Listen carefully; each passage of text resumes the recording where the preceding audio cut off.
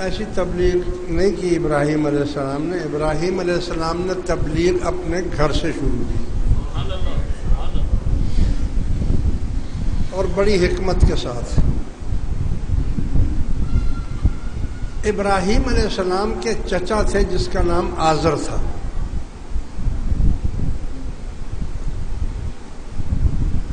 وہ بت پرست بھی تھا، بت فروش بھی تھا اور بت بنا بنا کر بیچتا بھی تھا.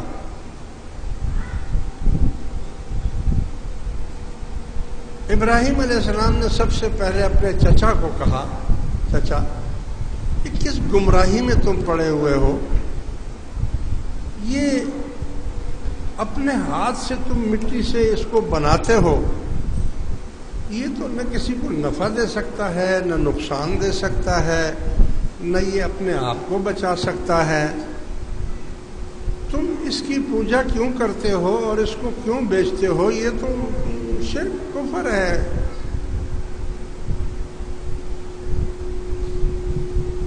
انہوں نے کہا کہ ہم اس کے علاوہ بھی پوجا کرتے ہیں، ہم ستاروں کی پوجا کرتے ہیں. پھر اس نے دیکھا، قرآن شریف نے یہ بیان کیا ہے کہ ابراہیم علیہ السلام نے جب دیکھا کہ رات کو ستارے تھے، جب صبح ہوئی تو ستارہ ایک بھی نہیں تھا، تو آپ نے فرمایا کہ میرا خدا ایسا نہیں ہو سکتا ہے جو چھپ جائے. پھر انہوں نے کہا چاند ہمارا خدا ہے. آپ نے چاند کو دیکھا، رات بھر چاند رہا، جب دن ہوا تو چاند بھی غائب ہو گیا. فرمایا کہ خدا ایسا نہیں ہو سکتا جو غائب ہو جائے. پھر سورج کو دیکھا، سورج کو بھی پوجا کرتے تھے. جب شام ہوئی تو سورج غروب ہو گیا. آپ نے فرمایا خدا ایسا نہیں ہو سکتا ہے جو غروب ہو جائے، چھپ جائے. میں تو اس خدا کو مانتا ہوں جس نے چاند، سورج، ستاروں کو پیدا کیا ہے. پھر یہ تبلیغ کرنے کا ان کی حکمت، ان کے جوابات ان کو دینا حکمت سے. چچا نے کہا، دیکھو یہ یاد رکھو قرآن شریف میں یہاں لفظ آتا ہے ابوہم، تو ابو کا لفظ جو ہے وہ باپ کے لیے بھی استعمال ہوتا ہے اور چچا کے لیے بھی استعمال ہوتا ہے. تو یہ چچا تھے، باپ نہیں تھے، کیونکہ رسول اللہ صلی اللہ علیہ وسلم نے فرمایا کہ میں آدم علیہ السلام سے لے کر حضرت عبداللہ تک پاک نفسوں سے ہوتا ہوا آیا ہوں. یعنی میرے آباء و اجداد میں کسی نے شرک نہیں کیا. مشرک نجس ہوتا ہے، گندا ہوتا ہے.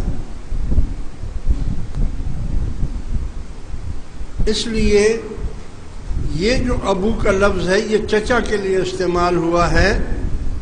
آپ کے والد کا نام آزر نہیں تھا بلکہ طارق تھا. آپ طارق کے بیٹے ہیں اور انہوں نے شرک نہیں کیا. لہذا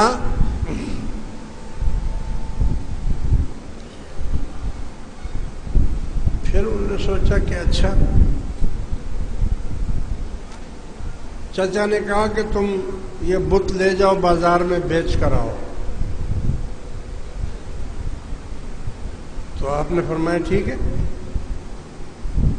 دے دو مجھے. اب یہ بھی تبلیغ کا ایک طریقہ تھا. بت کو لے جا کر بازار میں رکھا اور لوگوں سے کہا کہ اے بھائیو، کسی نے اس بت کو خریدنا ہے جو نہ بول سکتا ہے، نہ سن سکتا ہے، نہ کھا سکتا ہے، جو ایک محتاج سی چیز ہے،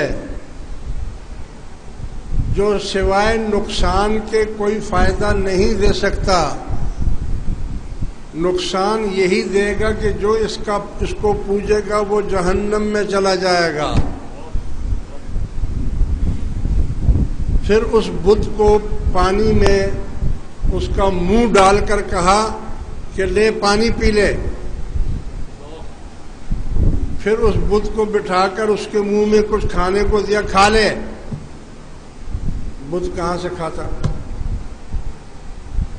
لوگ چونکہ اس بت پرستی میں اتنے راسخ ہو چکے تھے کہ ہائے توبہ کرتے کرتے بھاگ جاتے تھے اور کہتے تھے بھائی یہ کون خریدے گا؟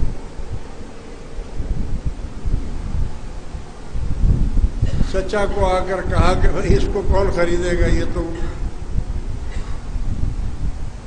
نہ بول سکتا ہے نہ سن سکتا ہے۔ چچا نے کہا کہ اگر تو نے ان بتوں کو ہمارے برا بھلا کہا تو میں تمہیں سنسار کروا دوں گا۔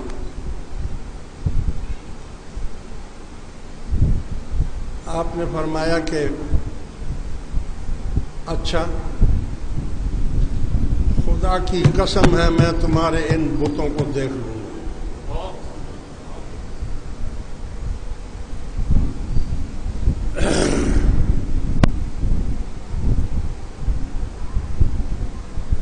ان کا سالانہ ایک میلہ ہوتا تھا، اس میلے میں تمام شہر کے لوگ جتنے بھی تھے وہ باہر چلے جاتے تھے۔ ابراہیم علیہ السلام کو بڑا اچھا موقع مل گیا۔ ان کا ایک بہت بڑا بت خانہ تھا،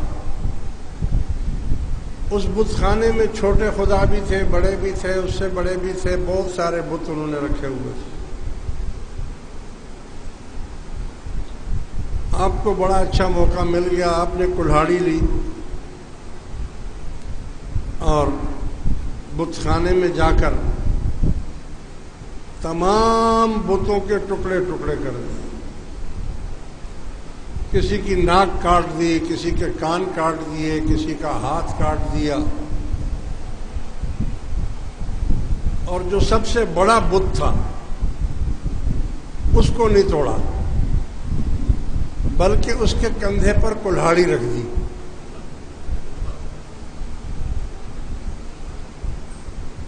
شام کو جب لوگ واپس آئے اور مندر کے جو پجاری تھے انہوں نے آ کر جو دیکھا، کہا او ہو یہ کیا کر دیا؟ تو ہمارے خداؤں کو تو توڑ تاڑ دیا ہے کسی نے، کون یہ کام کر سکتا ہے؟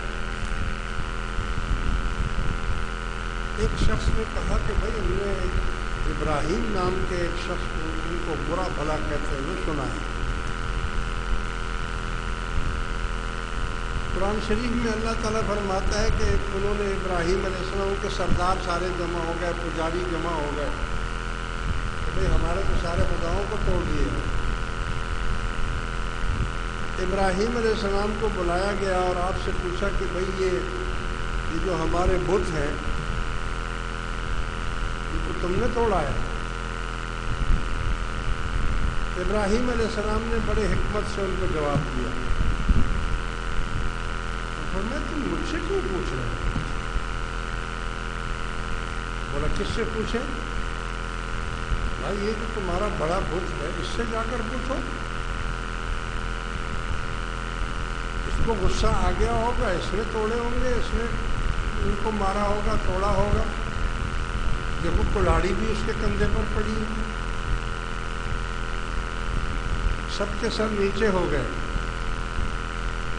اور کہنے لگے کہ اے ابراہیم تم اچھی طرح سمجھتے ہو